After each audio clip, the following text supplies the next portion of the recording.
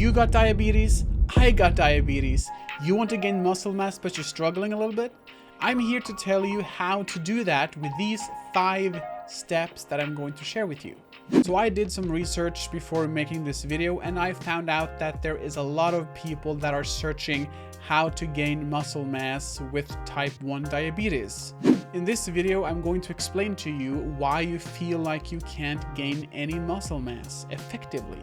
Hello and welcome back to Diabetes Unlocked. I have done fitness for 15 years and I've had type 1 diabetes for 19 years. So I feel that I can speak a little bit about this subject and share my experience and thoughts with you guys and what I learned. Before answering the main question here, we have to establish some fundamental truths about gaining muscle mass or just getting stronger through weightlifting. And this goes for everyone, even if you don't have diabetes or if you do. So how do you really build muscle effectively? Well, you gotta lift medium heavy weights with many reps and many sets. Usually 12 to 16 reps and 4 to 6 sets. You gotta eat protein-rich food sources, natural fats, and you gotta get enough rest and sleep.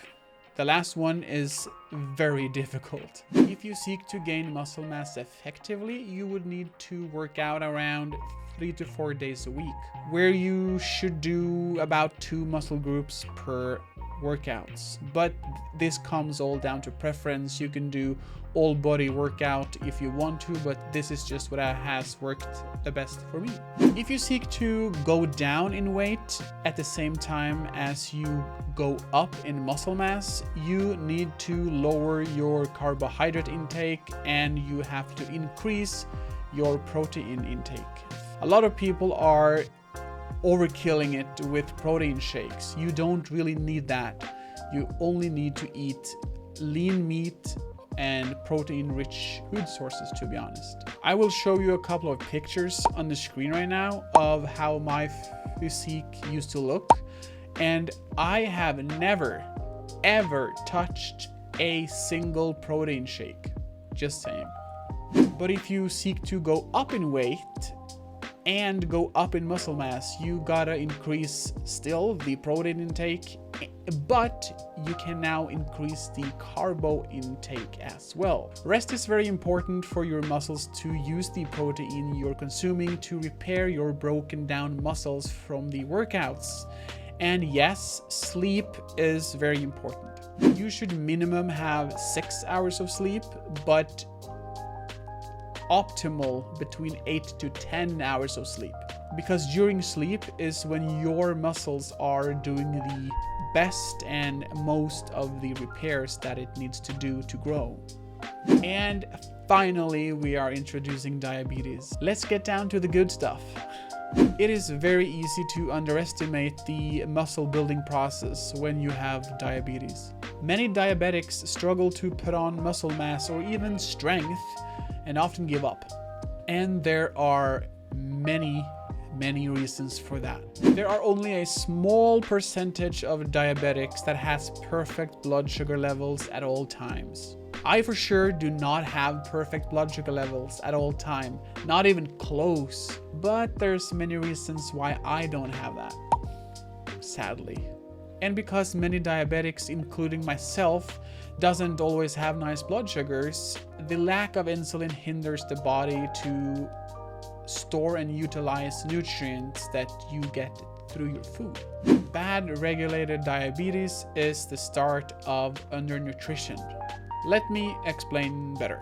Picture yourself eating nutritious and delicious food. The delicious food goes into your mouth, and while you're chewing, the food that you're eating are breaking down, and very soon the nutrients wants to get into your bloodstream. If you don't have enough insulin in your body, meaning you have high blood sugars, those nutrients won't be able to go through the cell doors so the nutrients can go into your cells, meaning your body won't actually take advantage of all the nutrients you just ate. And this is really the main reason why you are struggling to put on muscle mass. you will start feeling tired every single day, and it's going to become heavier and heavier to get up in the morning. And you won't even have the energy to go to the gym. Even a slow forest walk will seem daunting. But how do we fix it? I know it's very tough and hard work, but you want to stay in as nice of a blood sugar range as you can possibly manage. For me personally, I am happy if I just can stay between 6 and 10 in blood sugar, or for your Americans, between 108 and 180. Of course, you want to stay lower than that, and I know your doctors are probably pushing you to do that, but I often tell my doctor that, and wait, I'm in no position to be telling my doctor, but what I'm saying to defend my blood sugars a little bit is that in book theory you would want to stay as low as you can, but in reality, in the real world, it is very difficult to be doing that at all times. So I am looking realistically, how low can I get in a hectic and stressful day? And that means that if I can stay between 108 and 180, or 6 and 10, between there, I am happy, because it's the average that counts. I find it easiest to maintain a stable blood sugar if I just eat consistently the same every day. I know it sounds boring, but you can actually spice up your meals a little bit without adding carbohydrates. You can put some herbs on there, you can put some spice, make it delicious, make it tasteful. So let's sum everything up. How do we diabetics gain muscle mass effectively? Here comes the 5 steps that I was talking about in the start of the video. We need to eat less carbohydrates, we need to eat more proteins and vegetables, so that we don't need to juggle with those large, high-risk insulin dosages. I'm looking at you, pizza and pasta.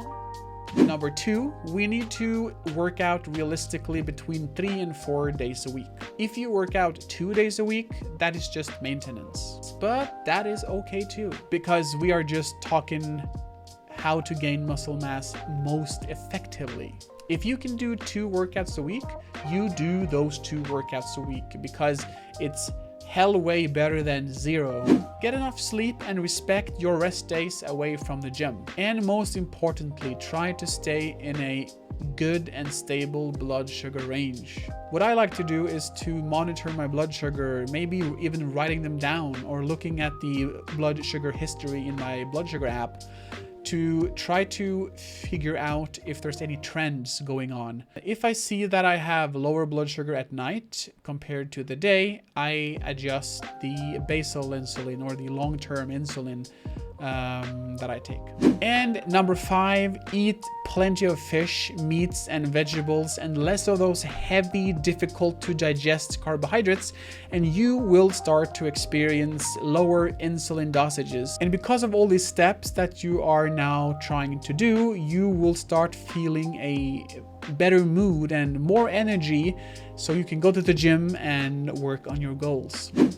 But I know this isn't done overnight. Like with my diabetes, not one single day is the same. I know many diabetics that can do the same thing every day with insulin and blood sugar, and it is going to be the same results. But with me, with my diabetes, it's not like that. Every day is different. There are, of course, far more difficulties with diabetes than what we have been talking about today, which may affect your ability to gain muscle or gain strength, or just in general experiencing diabetes.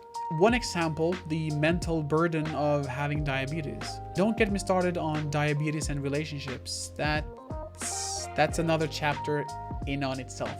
And just facing everyday struggles while having diabetes.